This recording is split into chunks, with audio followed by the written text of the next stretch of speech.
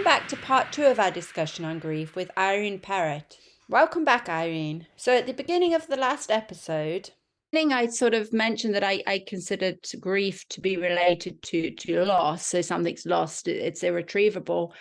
But I thought a bit when I was writing about grief in relation to memorial tattoos to companion animals, I started to think more about this idea of continuing bonds. So it's sort of well researched as a form of grief work. So this idea of continuing bonds is it doesn't end. There isn't a loss. It's just a transformative process. So the person is no longer living and present, but the relationship continues. And there's been a few papers, Wendy Packman and a few others have published on this idea of continuing bonds with companion animals and how it can sort of help with the transformative process of grieving. So you're not sort of forgetting about them, they're ever present, and there's ways of doing this. It can be sort of a piece of jewelry or a tattoo or a memorial, or even this idea of setting up a fund in that name, so sort of a campaign. And I think we see a lot of that with environmentalism and other ways of sort of keeping the memory alive. So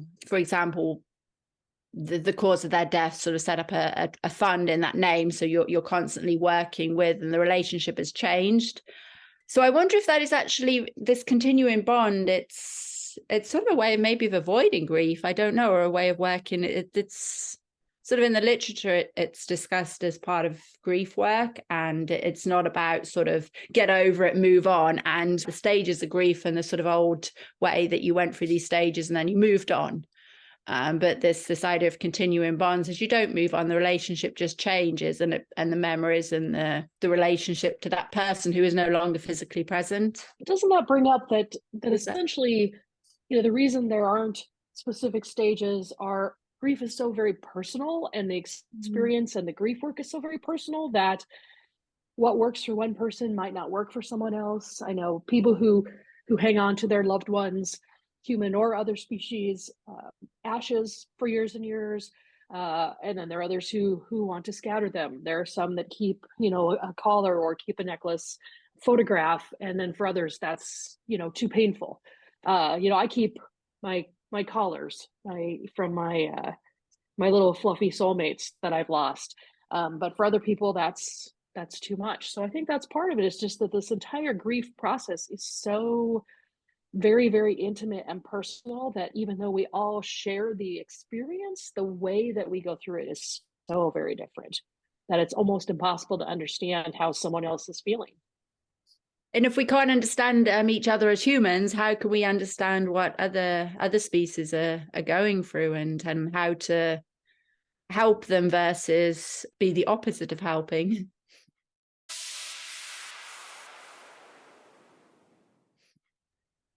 That brings up the research about complicated grief, that if an individual is not allowed to deal with their own process, that this becomes this complicated grief, which can have long-lasting repercussions for the individual throughout the rest of their life.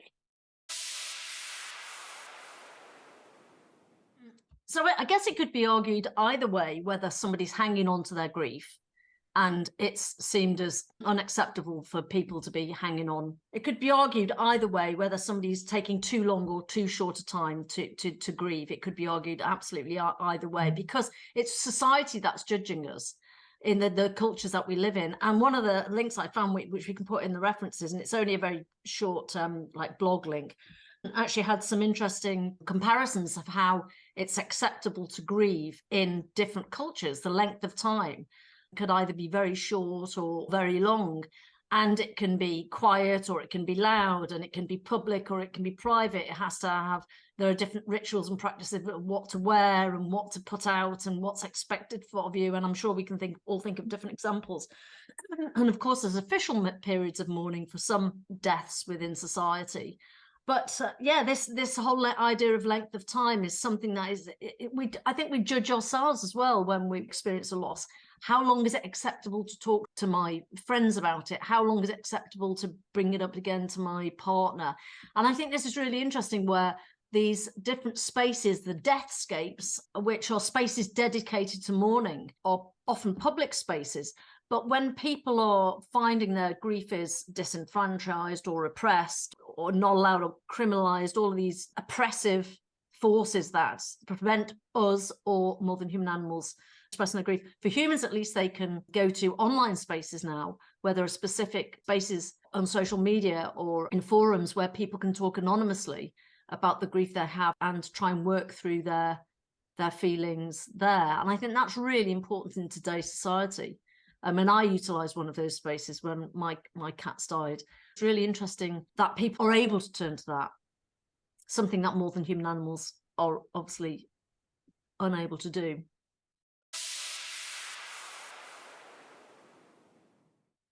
We put a lot of pressure on ourselves because of expectations. And I wonder if that is something that we struggle with even more than societal pressures.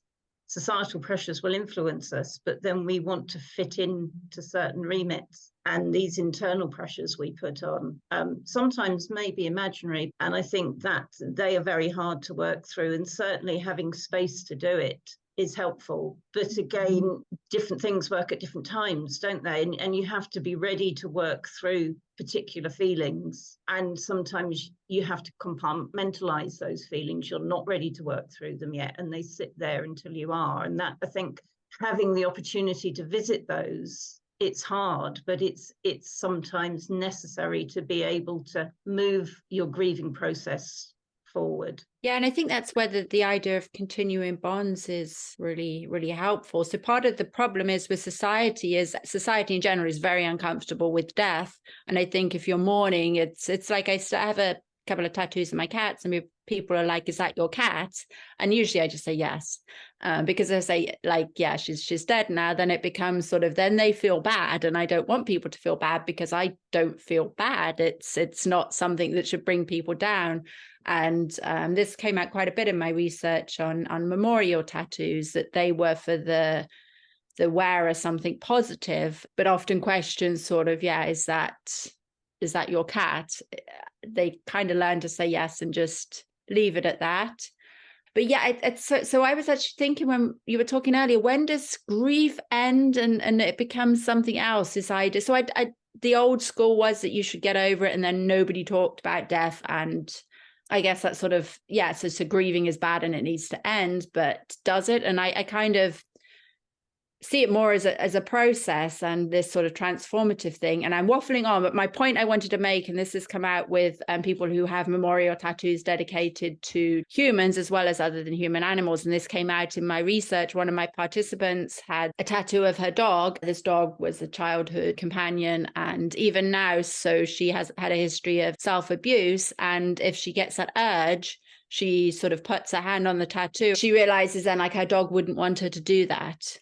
And there's been a couple of other examples in the literature with one woman with her father. She had something similar in memory of her father that also helped to combat the urge to self-abuse. So you're kind of relating to that person who is gone, but they haven't really gone because their memory's there, and it's sort of using that intermediary sort of device. And I guess that's where a lot of rituals and things, they come from as useful tools to be able to relate back to the person who's not physically present. But yeah, so I wonder when does grief become a bad thing? I guess when it's suppressed or disenfranchised. Otherwise but yeah, when does grief become memory? Is there a term for that, memory? I'm not sure grief is ever complete, because we grieve for different beings.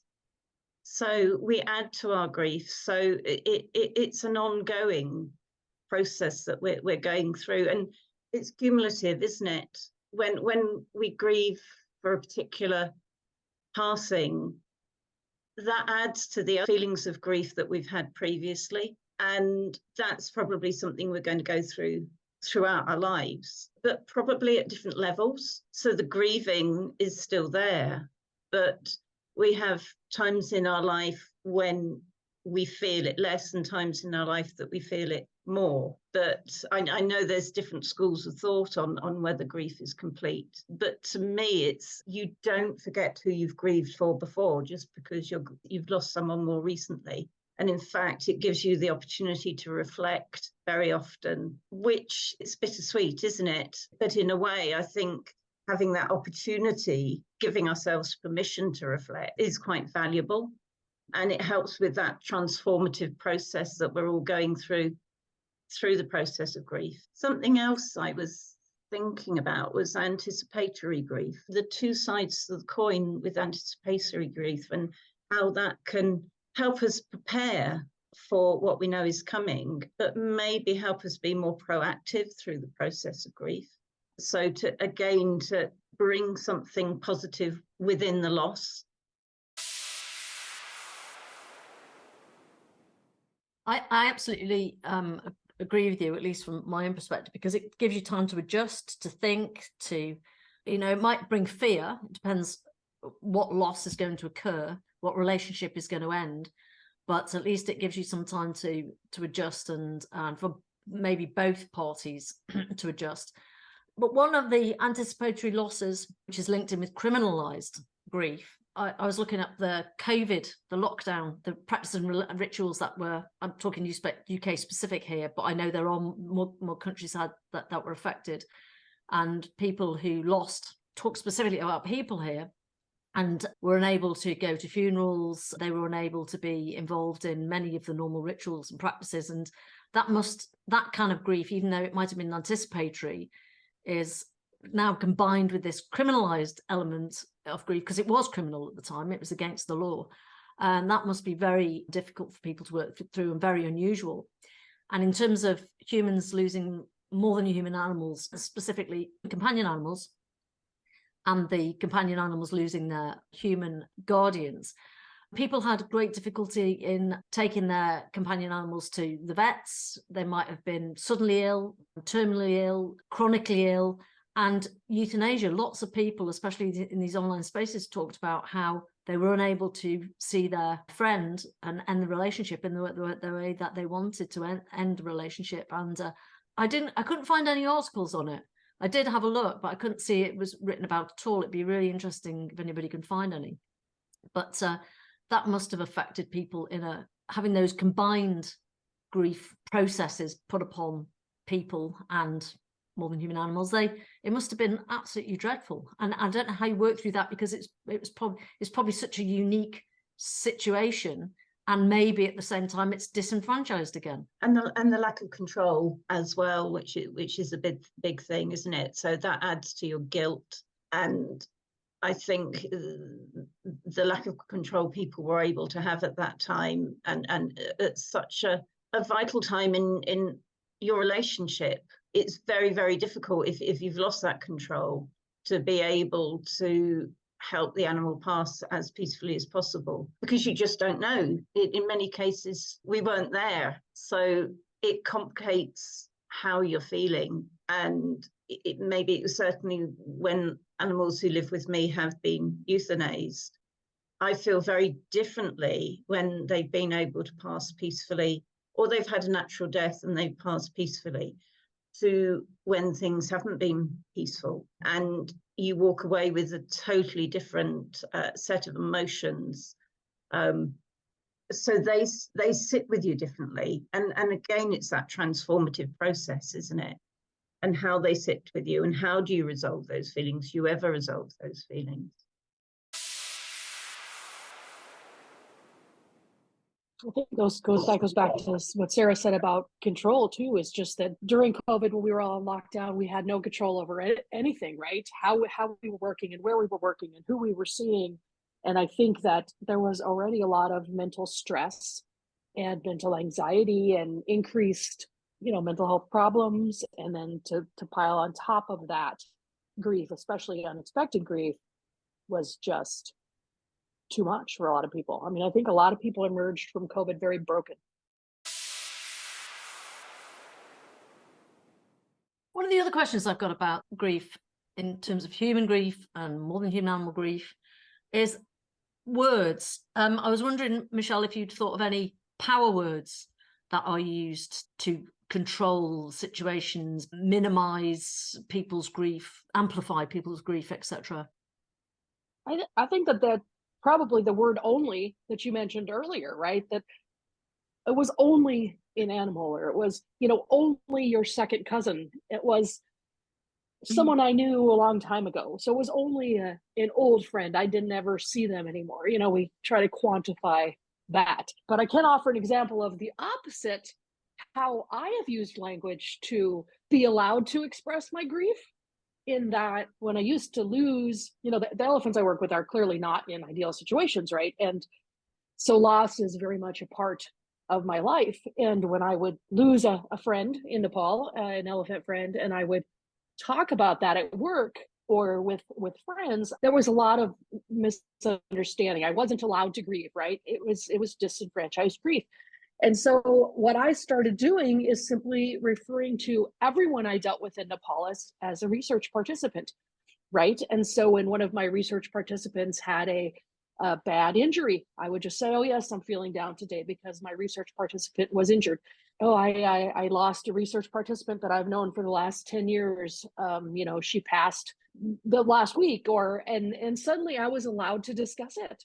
People were, oh my gosh, that's terrible. How long have you known her? What was her name? And I would tell them, and we would have this discussion, and they would have no idea that I was talking about an elephant. And that allowed me to publicly work through this grief without being shut down. So, I mean, in a way, learning to control the narrative so that you are not forced into that disenfranchised grief is maybe equally important, and I wonder if that helps with, Chris, can she talk about her friend Sophie, or, can you discuss it in that way? Would there be more acceptance? And maybe that would also, sort of keep us from saying what kind of grief is allowed. It's a really interesting concept, actually. It'd be a great project to look at something like that.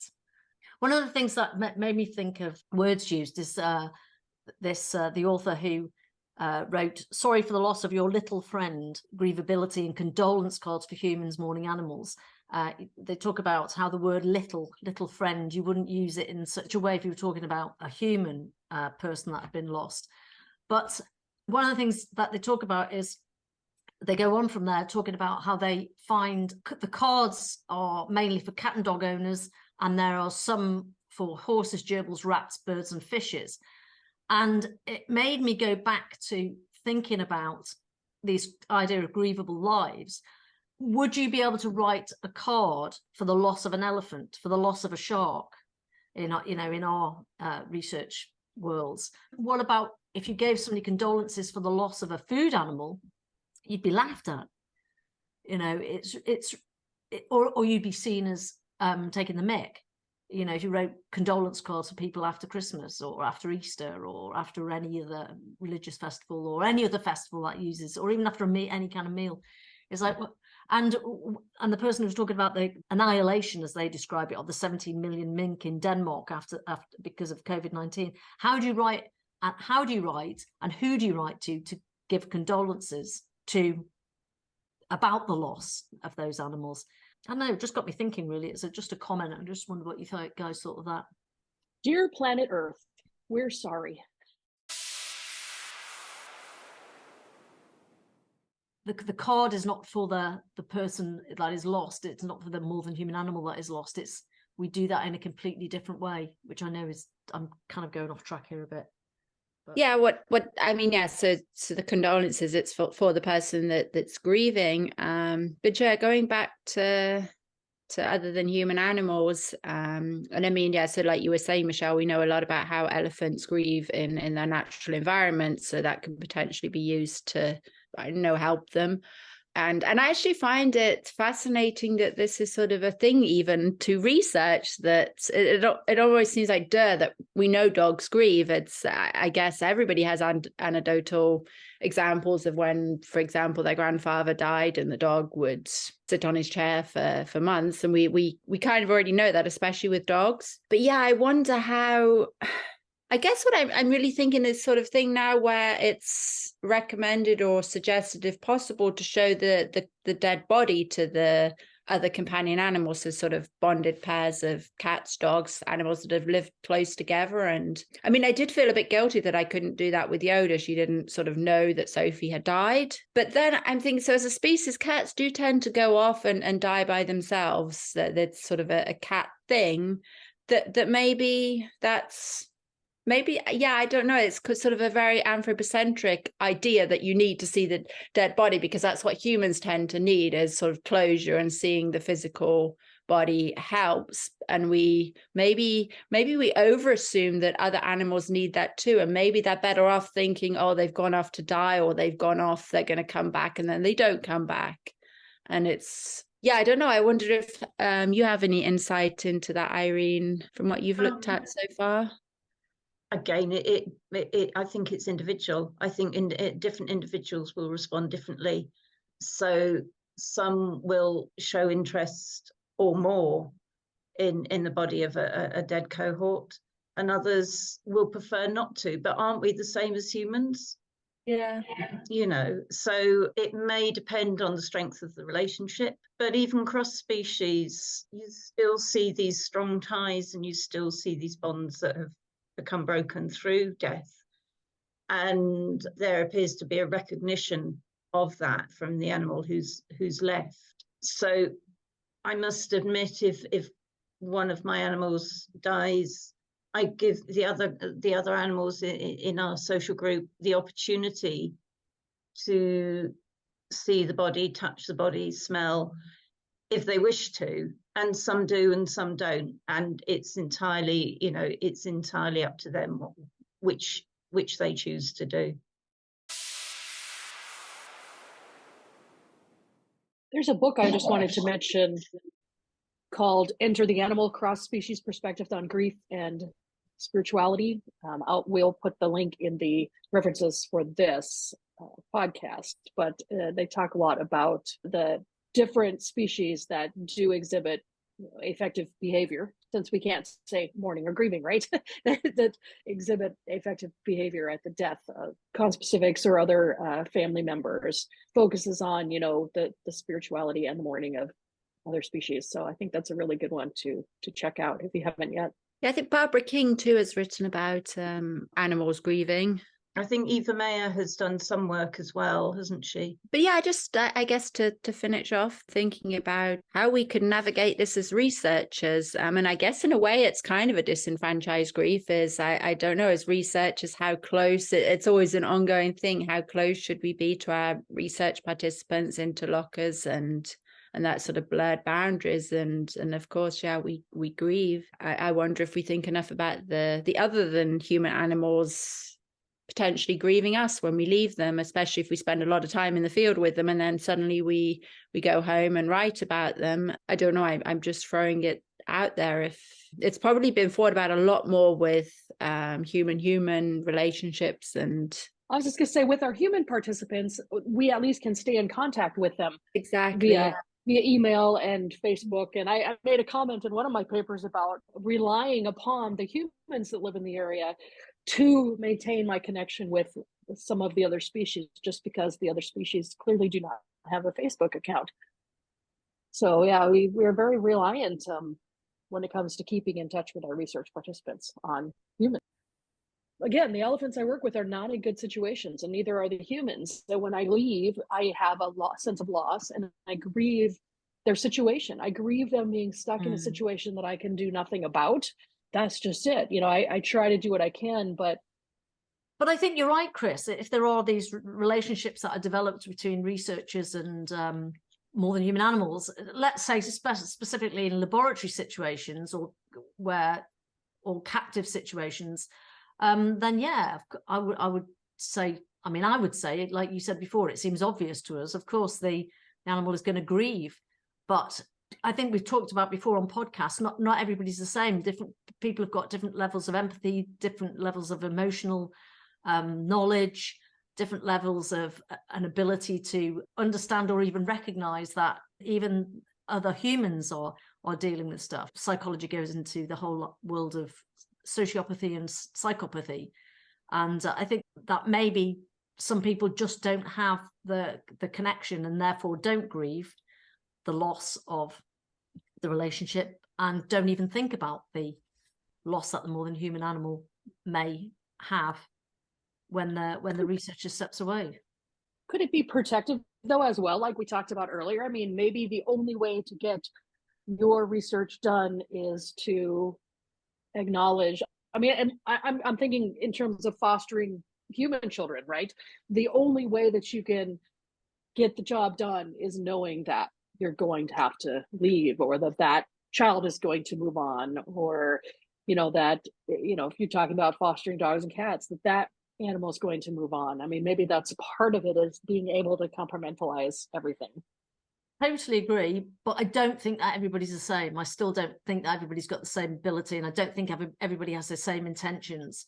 And society doesn't make us question these intentions that we have when we go into research. I mean, even in our ethics applications, we're not asked, how are you going to compensate for the lack of relationship that will exist after you leave the more than human animal? I mean, that's not asked at all. So we're not expected to even think about it. So, but I agree, some people obviously do. I mean, you definitely do, but so I think some people definitely won't. I don't know what anybody else thinks about that. I think it's the same people who volunteer, who do this volunteerism thing and go work in orphanages, or go, they take into account, I'm going to go help these humans, and then they don't think about what happens when you're gone, right? So now the kids have someone new, they have attention, they have support, and it only lasts a week, and the same with foster care. When we were doing human foster care, we had the same thoughts. Is it better to never have known this better situation existed, or is it better to have a little bit of relief and then go back? We think about the person doing the fostering or the caring or the work in the orphanage. We don't think about the recipients and what happens to them when we leave.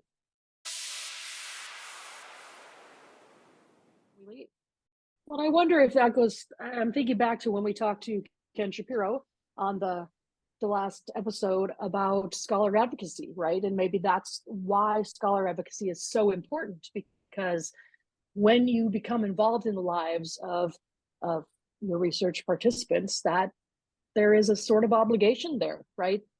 You no longer have the choice to walk away, right? You need to realize the ethical significance of all of your participants and try in some way to spread knowledge and improve what needs improving. And that could include the role of narrative, couldn't it?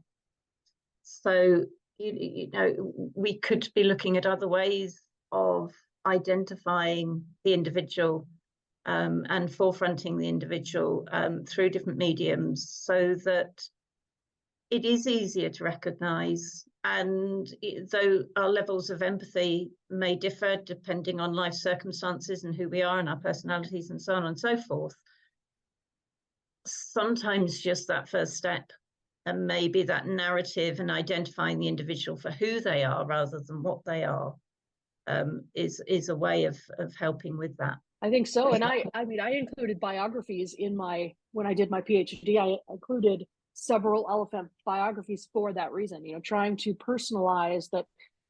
I talked a lot about, this mahout or that mahout, but I also very specifically wanted to tell the story of the elephant lives as well, because I had the power to do that, right? I don't have the power to go live somewhere and run a sanctuary and do this, but what I do have is the ability to write these things. So I think, in my way, yeah, that's my witnessing. Yeah, thanks for joining us, Irene. There's a lot more to talk about in terms of grief. So maybe you can come back another time and carry on some of these discussions. Join us next time on the Amphizoology podcast.